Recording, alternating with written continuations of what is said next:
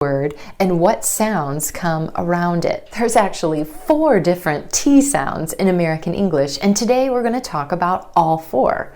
We'll talk about the true T, the flap T, the held T, and the vanishing T. So let's start first with the true T. T, t, t. This is the sound you expect to hear when you see the letter T. It's clear, it's concise, it's distinct. It's made by taking your tongue tip and tapping it on the ridge behind your top front teeth. T, t, t. You hear this sound at the beginning of words like to, take, tell. You're also going to hear this sound at the beginning of stressed or emphasized syllables in words like until, hotel, and return. If you're not sure what I mean by stressed syllable, make sure you check out my series on word stress, where you'll learn exactly how to identify and pronounce the super special emphasized syllables in English. The true T also happens in consonant clusters. A cluster is when 2 consonant sounds occur right next to each other and you say them both. So, for example, ST as in stop, STR as in street, and TR as in tree. Consonant clusters also occur at the end of words in English. You'll hear that true T sound in clusters like CT as in fact, FT as in lift, LT as in melt, ST as in best, and PT as in kept.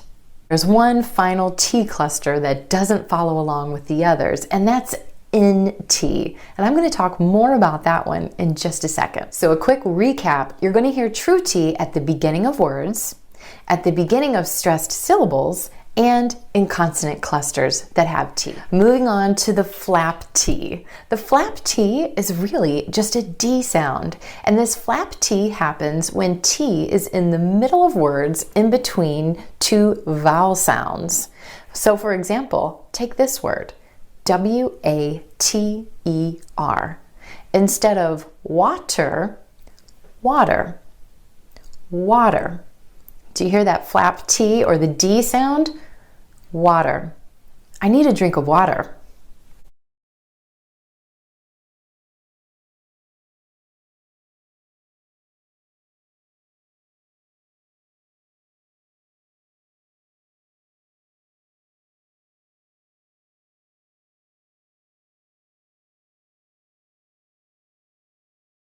C-I-T-Y. Instead of city, city, city. I live in the city. Try this one with me. L-A-T-E-R. Later. I'll see you later. One more. B-E-T-T-E-R. Better. I hope you feel better. Flap T will also happen in between words when one word ends in a vowel sound and T and the next word starts with a vowel sound. For example, take what is.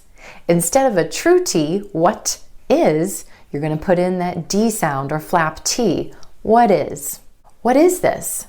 Another example, but I. Instead of that true T at the end of the word but, try the flap T. But I. But I. But I said that. A recap on flap T, or the D sound, you're going to hear this quick D sound when the T comes between 2 vowel sounds, whether that's within a word or in between 2 words. Okay, T number 3. This is the held T. When you make the T sound, there's actually 3 steps to this process. Step 1, the air comes up through your lungs and into your mouth.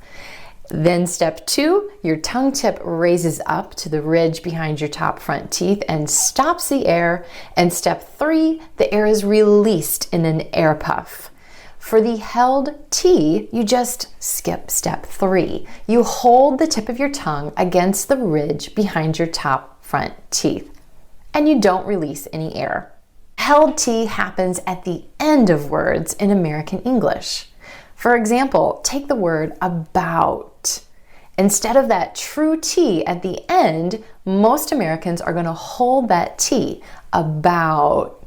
My tongue tip goes to the ridge behind my teeth and just stays there.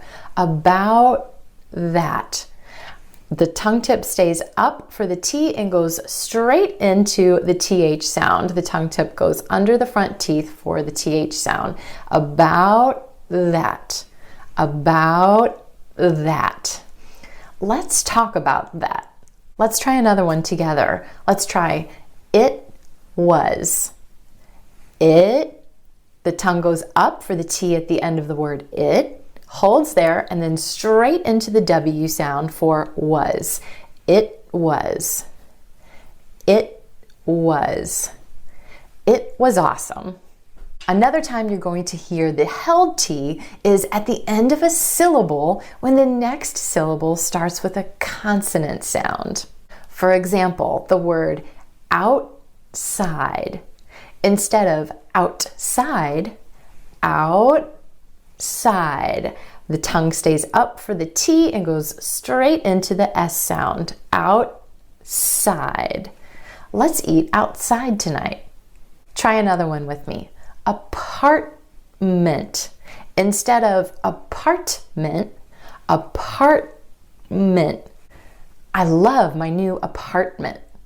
And remember how I said that cluster NT at the end of words doesn't follow the true T like other consonant clusters? It's because the NT at the end of words, you're going to hear a held T for that cluster. So for example, the word student. Instead of student, student. My tongue stays up for the T sound after the N. Student. I'm glad I'm not a student anymore. Another example, president. The President of the United States. Again, that T is held after the N in the NT cluster. So to recap, held T happens at the end of words and at the end of syllables when the next syllable starts with a consonant sound and in the NT cluster. So let's talk about vanishing T.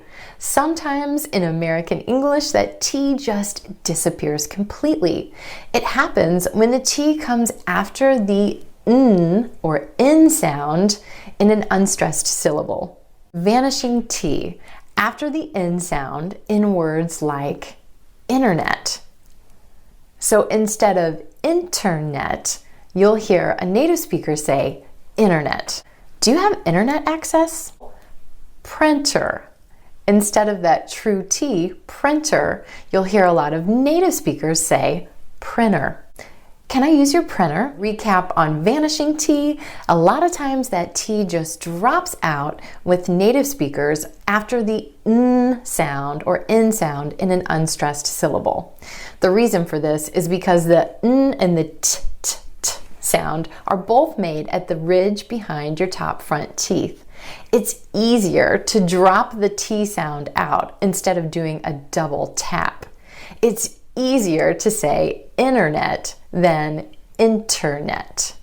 Over time, this easier pronunciation has just won out, and that's why you'll hear a lot of native speakers just drop that T completely. So there you have it for the scoop on the American T pronunciation. Now this is definitely an advanced lesson in the American accent. If you use the true T in all of these instances, you definitely won't be misunderstood.